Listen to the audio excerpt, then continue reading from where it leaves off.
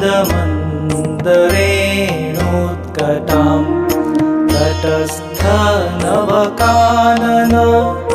प्रकटमोदपुष्पाम्बुना सुरासुरसुपूजिता स्मरपितुः श्रियं बिभ्रतिं कलिन्दगिरिमस्तके पतदमन्दपूरोज्ज्वला विलासगमनोल्लसत्